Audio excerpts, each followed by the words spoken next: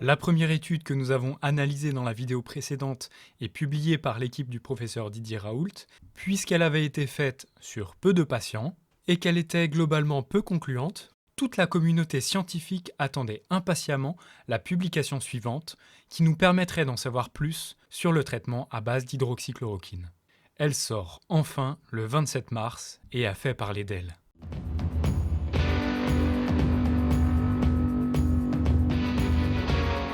Le 27 mars, alors que nous sommes en confinement, nous espérons tous avoir un traitement qui nous permettrait de ne plus avoir peur du coronavirus pour nos proches et pour nous-mêmes, tant au niveau de la situation médicale que économique. C'est dans ce contexte que sort la deuxième étude de l'équipe du professeur Didier Raoult, étude qui porte cette fois-ci sur 80 patients, tous atteints du coronavirus et traités par la combinaison hydroxychloroquine plus azithromycine. Parmi ces 80 patients, il y en a 6 qui sont repris de l'étude précédente. Ces 6 patients qui sont repris étaient les patients traités avec de l'hydroxychloroquine et de l'azithromycine.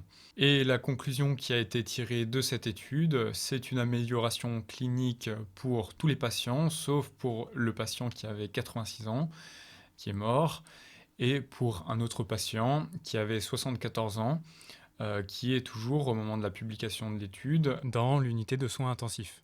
Première remarque sur cette étude, il n'y a pas de groupe contrôle. Un groupe contrôle, c'est un groupe de patients qui ne reçoit pas le traitement, ce qui est très important puisque ça nous permet, en comparant leurs résultats avec les résultats obtenus par les patients qui étaient traités à l'hydroxychloroquine, de savoir si ce médicament a vraiment une efficacité. On a beaucoup essayé pendant cette pandémie de faire cette comparaison, mais en mettant en confrontation deux études qui ne sont pas faites au même endroit, et donc les conditions changent. Autrement dit, est-ce que l'effet bénéfique qu'on peut observer quand on prend le médicament est uniquement dû à ce médicament, ou est-ce que c'est dû à d'autres facteurs qu'il faudrait déterminer, mais qu'il est en pratique impossible de déterminer complètement ? C'est la raison pour laquelle avoir un groupe contrôle dans une étude, ça permet d'avoir dans la même étude les patients qui ont les mêmes conditions. Par exemple, on a plus de chances d'avoir des patients du même âge et du même état clinique que si on avait comparé avec un hôpital parisien, par exemple, mais aussi et surtout d'avoir le même type de suivi. Dans cette étude, on a fait une oxygénothérapie quand c'était nécessaire, on a fait des ionogrammes et vérification de potassium, des tests sanguins, etc., qui n'auraient peut-être pas été faits dans un autre hôpital. Ensuite, il y a les mêmes critères de réussite du test. Par exemple, le patient sort quand il a un QPCR de 35, alors que dans d'autres hôpitaux, le critère de réussite pour dire que le patient n'a plus le coronavirus pourrait être avec un PCR de 36 ou de 40 ou encore de 30. Et en plus de ça, il peut éventuellement même y avoir deux types de tests différents, comme ça a été fait dans la première étude que nous avons déjà analysée, parce qu'alors la significativité des résultats ne vient pas forcément du fait du médicament lui-même, mais du test. Donc ça nous permet d'être sûr d'avoir le même type de test, mais ça nous permet aussi d'avoir les mêmes protocoles, les mêmes machines, les mêmes amorces et globalement les mêmes outils de travail. Ensuite, ça nous permet aussi de supprimer les effets placebo éventuels. Et enfin, tous les autres paramètres dont on ne pense pas forcément, mais qui peuvent jouer un rôle, par exemple l'alimentation, etc. Bref, cela permet d'arriver à comparer deux groupes qui se différencient uniquement par la prise du médicament ou non, et d'éliminer tous les autres facteurs qui pourraient influencer les résultats. Maintenant, un groupe contrôle peut aussi poser des problèmes éthiques, puisque ça veut dire qu'on n'administre pas le traitement au patient. Et ça, c'est un problème si on sait que le médicament est bénéfique. Alors, examinons les connaissances au moment de la publication de cette étude. Il y a tout ce qu'on a dit dans la vidéo précédente. Donc, en bref résumé, il y a un bénéfice in vitro qui a été montré, mais qui est peut-être néfaste in vivo. On a un effet bénéfique d'après une étude chinoise, mais on n'a pas les données et la méthodologie n'est pas publiée. Il y a le gouvernement chinois qui propose l'hydroxychloroquine, mais c'est pas sûr que ça marche, et le gouvernement propose aussi d'autres traitements. Il y a l'étude précédente qu'ils ont fait à l'IHU, mais sur peu de patients, avec des résultats non significatifs. Je vous invite d'ailleurs à aller voir la vidéo précédente où nous montrons que les résultats ne sont pas significatifs, contrairement à ce qui est annoncé. En effet, la charge virale ne diminue pas significativement plus vite que dans le groupe contrôle. Et enfin, la théorie qui prédit des effets bénéfiques, mais qui prédit aussi des effets néfastes. Alors, pour comprendre ça, on a besoin de comprendre comment le coronavirus fonctionne. Alors ici, on a représenté en rouge le coronavirus avec sa couronne composée de spicules. Ces spicules vont chercher à se coller aux cellules respiratoires humaines, représentées ici en rose, qui ont plein de récepteurs qu'on appelle les récepteurs AS2. Nous allons voir au fur et à mesure plusieurs méthodes qui, en théorie, pourraient freiner la contamination. Première méthode, on peut essayer de bloquer le contact entre la spicule et le récepteur AS2 en y insérant quelque chose entre les deux. Deuxième méthode, on peut essayer de construire des leurres, c'est-à-dire des faux récepteurs AS2 pour que le virus se fasse avoir et vienne se coller dessus. Troisième méthode, on peut essayer de dégrader les récepteurs AS2. Le problème, c'est que ces récepteurs sont utiles au fonctionnement de la cellule et cela pourrait donc avoir des effets néfastes. Si le virus a réussi à s'accrocher au récepteur AS2, il va ensuite rentrer à l'intérieur de la cellule. Ce transport s'appelle l'endocytose et il nécessite un pH faible pour fonctionner. Alors il est probable que la chloroquine augmente le pH et bloque ainsi ce mécanisme. Le virus aura donc plus de mal à rentrer. Mais les protéines qui assurent le bon fonctionnement du système immunitaire, qu'on appelle les cytokines, ont également besoin d'être transportées à l'intérieur de la cellule pour activer la réponse immunitaire. La chloroquine pourrait donc également avoir un effet néfaste. Si le virus a réussi à rentrer, il va déposer son code génétique, qu'on appelle l'ARN, à l'intérieur de la cellule pulmonaire infectée. Il va alors s'associer à des ribosomes qui sont déjà présents dans la cellule. Les ribosomes, ce sont en gros des petites machines organiques qui ont pour fonction de produire ce qu'un ARN demande, c'est-à-dire des protéines. Et bien sûr, l'ARN du virus, qui a pour but ultime de se dupliquer, va demander au ribosome de produire les protéines nécessaires à la création d'un nouveau virus. Pour faire ça, le ribosome va en fait assembler plein de petits éléments qui étaient déjà contenus dans la cellule, qu'on appelle des acides aminés, et du coup, si on bloque l'accès de ces nucléotides au ribosome, il ne pourra plus construire un nouveau virus. Mais construire un virus n'est pas l'unique chose que le ribosome peut faire. Le ribosome va produire aussi des protéines qui vont bloquer les systèmes antiviraux et ainsi empêcher la cellule de se défendre.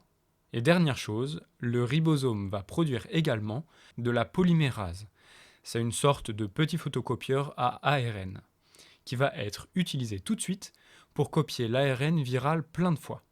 Maintenant que le virus s'est répandu dans la cellule et a créé plein de copies, ces copies vont sortir de la cellule et en contaminer à leur tour plein d'autres. Avec tous ces éléments, on peut maintenant répondre à la question: est-ce éthique ? Oui, il semble éthique, au 27 mars, de faire un groupe contrôle. Le professeur Didier Raoult a expliqué quant à lui son choix éthique de ne pas avoir de groupe de contrôle, comme la conséquence du fait qu'il voulait traiter vraiment tous les patients et qu'il ne voulait pas en laisser sur le bord de la route. Si, en tant que médecin, il est persuadé que c'est la meilleure chose à faire, c'est justifiable. Maintenant, du coup, le problème, c'est que les conclusions de cette étude sont beaucoup moins robustes. Deuxième remarque, l'âge médian des patients qui ont été traités avec l'hydroxychloroquine et azithromycine, qui est très faible, 52 ans et demi. La médiane à 52 ans et demi, ça veut dire qu'il y a autant de patients qui ont moins de 52 ans et demi que de patients qui ont plus de 52 ans et demi. Et d'ailleurs, on a même une distribution, comme vous pouvez le voir ici, de patients assez importants qui a entre 20 et 45 ans, entre 45 et 50 ans et entre 50 et 60 ans. Or, comme on l'a déjà dit, les patients qui ont un âge avancé ont plus de risques de complications. L'âge faible des patients vient probablement du fait qu'ils ont été dépistés en masse à Marseille. Une très longue file d'attente. À Marseille, des centaines de personnes ont bravé le confinement et attendent devant l'institut du professeur Didier Raoult pour se faire dépister gratuitement. On reparlera de tout ça dans la suite. Il y a aussi une petite remarque qu'on peut faire, mais à mon avis, c'est pas du tout mal intentionné. C'est que cette étude se compare à une étude chinoise qui a des patients d'âge médian 56 ans et qui a des symptômes, notamment la fièvre, en beaucoup plus grande proportion. 94% de fiévreux en Chine et 15% de fiévreux à Marseille. Voilà, c'est une petite remarque, mais c'est pas ça qui va faire que l'étude est invalidée. Troisième remarque, le critère de décharge des patients change au cours de l'étude. Décharger un patient, ça veut dire que le patient quitte l'unité de soins. Le critère pour décharger un patient au début de l'étude, c'était d'avoir le résultat du test PCR qui est un CT value supérieur ou égal à 35, 2 fois d'affilée. Ensuite, le critère change. Le 18 mars, c'était cette fois-ci un seul test PCR avec une valeur de CT supérieure à 34 qui suffisait. Et à la fin de l'étude, même si le CT value était inférieur à 34, si le patient présentait de bons résultats cliniques, il pouvait être déchargé. En plus de ça, décharger, ça voulait dire tant bien sortir de l'unité pour rentrer chez soi, que éventuellement sortir de l'unité pour aller dans une autre unité de soins. Donc le patient n'a pas été forcément rétabli complètement. Et l'étude ne précise pas pour chaque patient dans quel cas on se situe. Globalement, tout ce flou sur le critère de décharge est important puisque c'est la conclusion de cette étude qui dit mot pour mot que la majorité des patients, 81,3%, ont eu un résultat favorable et ont été déchargés de leur unité. L'étude considère donc que le résultat favorable, c'est d'être déchargé de l'unité, ce qui n'est pas vrai pour tous les patients. On peut de plus se demander si les résultats sont aussi encourageants qu'ils en ont l'air. Tout d'abord, celui dont nous avons parlé, donc 81,3% de patients déchargés, malheureusement, on n'a pas de groupe contrôle pour comparer de manière correcte. Alors, on peut essayer de s'imaginer quelques indicateurs. Par exemple, on sait qu'il y a 99% des personnes contaminées qui fabriquent déjà naturellement l'anticorps. On pourrait essayer aussi de comparer avec le reste de la France, même si nous verrons pourquoi cela n'a pas beaucoup de sens. Alors, on va le faire. Donc en France, hors EHPAD, il y a 81 500 retours à domicile sur 145 558 cas confirmés. Pour trouver les cas confirmés uniquement à l'hôpital, donc 145 558, on fait le nombre de cas total en France moins le nombre de cas qui sont à l'EHPAD. Et si on fait ça, on trouve 56% de patients qui sont retournés à leur domicile. Alors, pourquoi ça n'a que peu de sens de comparer des groupes aussi distincts que l'IHU Marseille versus la France? Pour cela, on va s'imaginer la situation suivante. On souhaite comparer lequel de ces deux arbres produit le plus de fruits délicieux. Le premier arbre, parfaitement ensoleillé, a été arrosé pendant 10 jours. Le deuxième arbre, à l'ombre et dans un terrain rempli de verre, a aussi été arrosé pendant 10 jours. Le premier arbre fournit bien sûr plus de fruits délicieux, mais cela ne nous permet pas d'affirmer que c'est l'eau qui a des vertus particulières. Les patients à l'IHU venaient se faire dépister en masse. Et donc, parmi les patients positifs, beaucoup étaient en bonne santé. Contrairement, ou ailleurs en France, la consigne était de rester chez soi, sauf si les cas s'aggravaient. À l'hôpital, en France, il n'y avait donc que les cas les plus graves. Mais comment être sûr qu'à l'IHU de Marseille, les patients étaient en meilleure santé? Il y a un indice pour ça qui est utilisé dans cette étude pour évaluer la santé des patients à leur arrivée. Cet indice s'appelle le score News. En gros, à chaque fois qu'un patient a un symptôme qui potentiellement le met en danger, ça va augmenter son score News. Par exemple, un patient qui a plus de 65 ans aura déjà un score News de 3, auquel on rajoute 1 par exemple, s'il a une fréquence respiratoire entre 9 et 11. On fait la même chose pour tous les critères, jusqu'à la température, et puis après on additionne tout et on calcule le total de son score News. On fait ça pour tous les patients et on va les classer en 3 catégories, c'est ce qui est fait dans cette étude. Les faibles scores News qui étaient entre 0 et 4, les scores News moyens qui étaient entre 5 et 6, et les scores News élevés supérieurs à 7.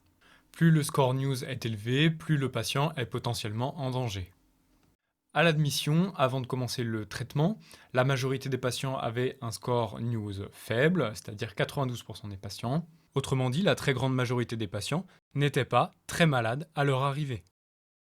Deuxième chose qui fait que ces résultats ne sont pas concluants, on revient sur la conclusion de l'étude, on parle d'un pourcentage de 93,8% de patients qui ont un score News faible à la sortie. Donc on pourrait se dire l'état des patients s'est amélioré, on avait 92%, maintenant on passe à 93,8%.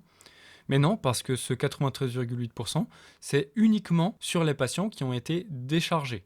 Il y a 65 patients qui ont été déchargés, donc il y en a 15 restants qui n'ont pas été déchargés parce qu'ils doivent rester à l'hôpital à cause de leur état. Et on n'a pas beaucoup de données sur eux. On sait juste que dans toute l'étude, il y en a 12 qui ont été en oxygénothérapie, Mais est-ce que ce sont les patients qui sont encore à l'hôpital? On ne sait pas, c'est pas du tout précisé. Il y en a 3 qui ont été transférés en unité de soins intensifs, donc a priori à la fin ils ont encore un score news élevé. Et à la fin, en tout état de cause, il y en a au moins un qui est mort et un qui est toujours en unité de soins intensifs. Du coup, il est difficile de conclure sur l'évolution de ce score news. Le résumé de cette étude est donc faux. On nous dit une amélioration clinique pour tous les patients, sauf pour un patient de 86 ans qui est mort et un de 74 ans qui est toujours en unité de soins intensifs. Il faudrait dire il n'y a pas de détérioration pour 61 patients. Les autres, il n'y a aucune information sur leur état. Il aurait fallu préciser l'état de chaque patient, si c'était vraiment une amélioration. Mais là, en l'état, on ne peut pas conclure ça. 5e remarque, pour les 6 patients qui provenaient de l'étude précédente et qui ont été intégrés à cette étude, ils étaient déjà tous rétablis à la fin de l'étude précédente, et en sachant cela, on les a intégrés à cette étude. Toujours par rapport à ces 6 patients, lors de la première étude, le jour 1 et le jour 2, il n'y avait pas de test PCR effectué pour un des patients, alors que dans la deuxième étude, on apprend que le nombre de patients testés au jour 1 et au jour 2 est de 80 patients, soit la totalité. C'est ce qui est indiqué par les 2 barres noires. Vous pouvez mettre en pause si besoin. Bon, maintenant des remarques qui ont un petit peu moins d'importance. Tous les patients sont censés avoir eu systématiquement un examen LDCT scanner, donc c'est un scanner des poumons, le jour même ou rapidement après. Mais on voit que 3 jours après l'admission, il y avait encore 16 patients qui ne l'avaient pas fait. Deuxième petit détail, dans la formulation, on nous parle d'amélioration clinique pour tous les patients, sauf 2 patients, mais il y en avait 4 asymptomatiques, donc il n'y a pas eu d'amélioration, leur état est resté le même, sauf si leur PCR avait augmenté, mais ça on ne le sait pas, c'est pas dit dans l'étude. Autre petit détail, 2 patients avaient un PCR inférieur à 34 au jour 12, et pourtant il y a marqué que le nombre de patients qui a un PCR inférieur à 34 a atteint 0 au jour 12. Et enfin, une dernière petite chose, le pourcentage de patients toujours positifs, donc c'est la courbe verte. Ce pourcentage est calculé en faisant le nombre de patients positifs divisé par le nombre de patients total. Mais puisque les patients qui sont rentrés chez eux, on ne peut plus les tester, on ne peut pas savoir s'ils sont positifs ou négatifs. On a vu dans l'étude précédente que ça pouvait changer comme ça d'un jour à l'autre parce que les tests ne sont pas très précis. Donc dans l'idéal, il aurait fallu tester tous les patients, même ceux qui sont rentrés chez eux, mais bien sûr, dans les conditions de pandémie comme celle-là, c'est vraiment un détail mineur et pas vraiment envisageable. Et puis même si c'est pas très exact sur le plan technique, on comprend quand même le raisonnement derrière. Il aurait été aussi intéressant de parler de la létalité, mais c'est un sujet en soi qui est très complet et on pourrait faire une vidéo complète là-dessus, donc on va laisser ça pour l'instant sur le côté.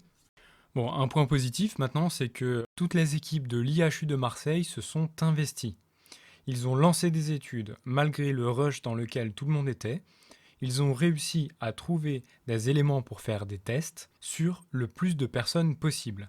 Et ça, c'est très probablement le facteur qui a le plus joué en leur faveur. Voilà d'ailleurs un petit extrait vidéo qui en parle. Eh bien, on a été, comme tout le monde d'ailleurs, face à une situation particulière de pénurie de réactifs, de pénurie de consommables, et qui ont été liées à deux phénomènes. Premièrement, tout le monde a eu besoin de faire des tests en même temps. Partout en Europe, partout dans le monde, les gens ont eu besoin de faire des tests. Tous les laboratoires se sont rués donc sur des réactifs. Il s'agissait d'une épidémie de grande ampleur, donc il fallait tester beaucoup de personnes. Et donc il fallait beaucoup de réactifs, beaucoup de consommables, beaucoup de machines. Et très très vite, les fournisseurs se sont trouvés incapables donc, de faire face à la demande. Le deuxième élément qui a joué, c'est que les Américains ont fermé leurs frontières autour du 11 mars, et qu'à partir de là, terminé, plus aucun réactif, parce qu'on a beaucoup de fournisseurs qui sont aux États-Unis, plus aucun réactif, même ceux qui avaient été commandés de longue date, n'est venu en Europe. Et donc on s'est retrouvé vraiment avec rien du tout. Donc notre réaction, ça a été bien sûr immédiatement de téléphoner partout, en France et en Europe, partout où on a pu, avec tous les contacts que l'on avait, pour essayer de trouver des réactifs, et ça s'est révélé assez vite infructueux, en tout cas pour ce qui est de la médecine humaine. Et puis on a été contacté vers le 20 mars par une société qui s'appelle Biocellal, qui est une société qui fait du réactif vétérinaire, pour le diagnostic vétérinaire, mais qui est une société qui a pignon sur rue pour la médecine vétérinaire. Et nous avons plusieurs centres de référence dans l'IHU qui ont l'habitude de travailler avec les vétérinaires, puisqu'on travaille sur des zoonoses, donc des maladies qui sont transmises par un réservoir animal, donc on travaille très très bien avec les vétérinaires. Et donc quand ils nous ont contactés en nous disant, écoutez, on a une grosse capacité de test, mais on a proposé nos services au conseil scientifique du gouvernement sans réponse, eh bien nous on a saisi la balle au bon, on s'est mis d'accord avec eux, ils ont accepté de nous vendre des réactifs, ils sont même venus sur place pour les installer. Bien entendu, ça a nécessité un changement de machine, parce que les réactifs qu'ils avaient ne s'adaptaient pas aux thermocycleurs, enfin pas aux thermocycleurs, mais aux extracteurs d'ARN que nous avions. Donc on a été obligé de se fournir en machines. On s'est fait prêter des machines par notamment le service de santé des armées. On s'est fait prêter des machines par d'autres sociétés qui nous les ont mis à disposition, et ça nous a permis de continuer à faire des tests. Bien entendu, ça ne s'est pas fait tout seul. On a été aidé de façon considérable, et je remercierai un certain nombre de personnes, par les laboratoires de la PHM, par la direction de la PHM, qui a bien entendu mis à notre disposition du personnel, parce que pour faire autant de tests, quand on était à 2000, 3000, voire 4000 tests par jour, bien entendu, ça ne se fait pas en claquant des doigts. Il a fallu énormément de monde. On a monté un laboratoire entier pour faire cela. Ce laboratoire, il a été installé dans un laboratoire de recherche où on a installé 4 robots à flux laminaires, on a installé une dizaine d'extracteurs d'ARN, on a installé des thermocycleurs, on avait 6 thermocycleurs qui avaient une capacité chacun de 96 échantillons à la fois. Donc bien entendu, ça a nécessité énormément d'efforts. On a compté jusqu'à 40 techniciens qui nous permettaient de faire un roulement 24 heures sur 24, 7 jours sur 7 pour réaliser ces tests. Voilà, c'est non pas juste l'achat de réactifs qui nous a permis de faire face à cette montée en charge, mais bien entendu un ensemble d'éléments, et il a fallu de la réactivité. En réalité, c'est ce qui nous a aidé le plus, c'est d'être réactif dans cette histoire. C'est que quand il a fallu trouver, justement, précisément, des réactifs et des consommables, et qu'il fallait se décider en un claquement de doigts, parce qu'on savait que si on avait un lot de réactifs à un instant T, et qu'on ne prenait pas ce lot de réactifs à un instant T plus une seconde, il était vendu à quelqu'un d'autre.